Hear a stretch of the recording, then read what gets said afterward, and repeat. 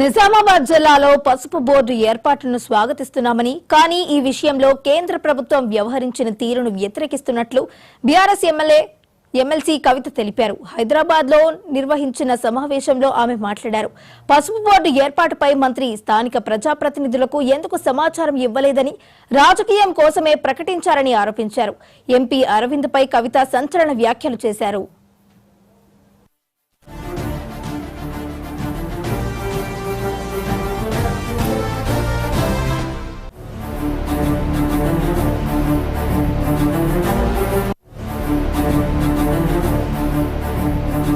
Spices board Benz car లాంటిది, పసుపు board ambassador car లాంటిది.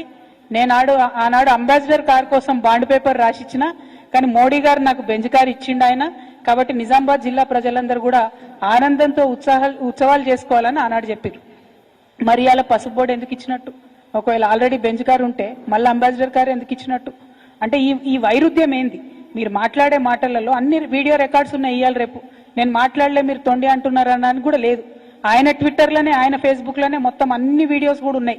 ఏది అరవింద్ గారు వేస్ట్, పసుపు బోర్డు కాలం అయిపోయింది, పసుపు బోర్డు కాలం చెల్లిపోయింది, పసుపు బోర్డుతో అయ్యేది లేదు పోయేది లేదు, కాబట్టే స్పైసెస్ బోర్డు చాలా బాగుందని ఆయన బాకా ఊదిన వీడియోలు అన్ని కూడా ఉన్నాయి. మరి దాన్ని ఏమంటారు అన్నటువంటిది ఇవాళ బీజేపీ పార్టీ చెప్పాలి. ఎప్పటికప్పుడు ఆనాటి మందమే మాట్లాడి తప్పించుకొని తిరుగుదామంటే ప్రజలు ప్రతి ఒక్క విషయాన్ని గమనిస్తారన్న విషయం రాజకీయాల్లో ఉన్న ప్రతి ఒక్కరం కూడా చూసుకో